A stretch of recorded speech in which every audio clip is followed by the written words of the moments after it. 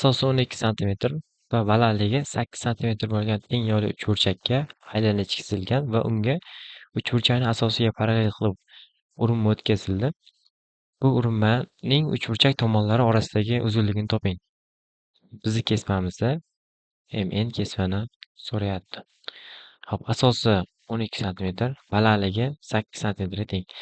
Uchburchagimiz teng yo'li bo'lgani uchun asosdan tushirgan balandlik ham mediana ham sektriса bo'ladi.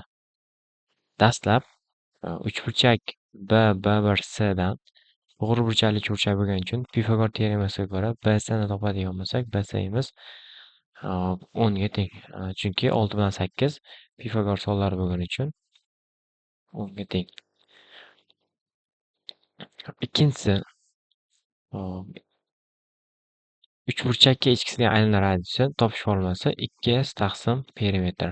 Ya'ni 2 ko'paygan uchburchakning yuzi balandlik ko'paygan asosini yarmi taqsim perimetri teng yo'li bo'lgani uchun 10 plus 12. 96 taqsim plus 2. Yani 3 ga teng. Uchinchi qiladigan ishimiz, demak, buni nuqtani qanaqadir K bilan belgilaydigan bo'lsak, BK masofamiz B1 dan qaraymiz B1K ni. B1 masala sharti 8, B1K'imiz bu ikkita aylana radiusi, ya'ni 2 ko'paygan 3 bundan 2 ga teng. Hop, to'rtinchisi. Bu burchagini alfa deymiz. Bu burchagimiz 90 gradus bo'lgani uchun bu burchak mana burchakka teng.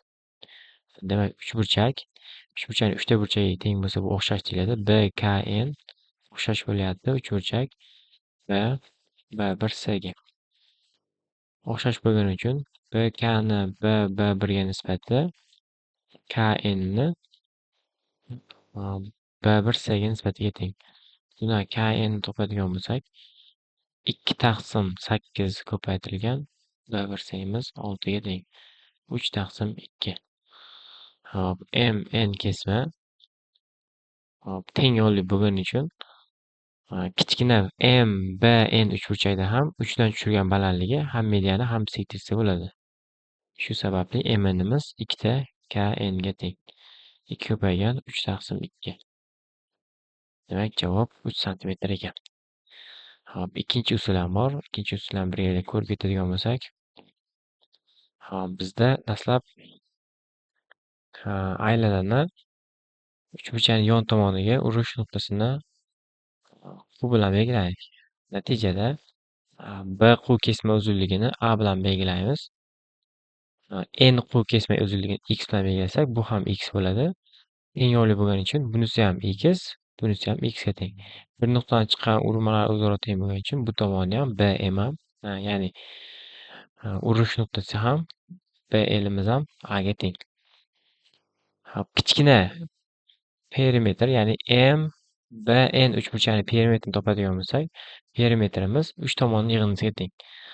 Ya'ni 3 ta tomoni BN MN plyusdan BM ga teng.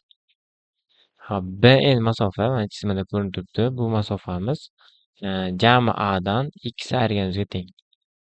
A minus X plus MN masofamiz X plus X, BM masofamiz ham A minus X ga teng. X lar o'zaro yeyishib ketadigan bo'lsa, demak 2A ga teng ekan. Bizdan demak kichkina BMN perimetrimiz urinmani ikkilanganiga teng bo'lar ekan doim. Hop, bizda yuqoridagi misolda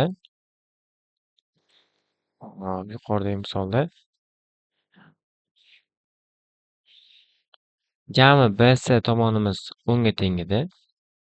Hop, NC urinmamiz bir nuqtadan chiqqan urinmalar o'zaro teng bo'lgani uchun B1C ga teng, bu ham 6 ga teng. Natijada BN urinmamiz BC minus NC, ya'ni 10 minus 6 4 ga tengligi ma'lum.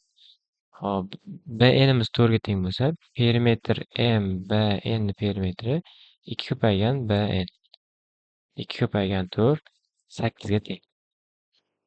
Hop, kichik uchburchagimiz, ya'ni BMN uchburchagimiz katta ABC uchburchakka o'xshash, chunki uni 3 ta burchagi teng bo'lgani uchun o'xshash bo'ladi. Hop, perimetr nisbati mos tomonli chiziqli o'lchovlari nisbatiga teng. Perimetr A, B, Cga nisbati M, N kesmani A, C kesmani nisbatiga teng. Bundan M, N kesmamiz 8 taqsim jami perimetr 32 ko'paytirilgan AC'imiz 12. Bundan hisoblaydigan bo'lsak, demak javob M, N kesmamiz 3 santimetrga teng ekan.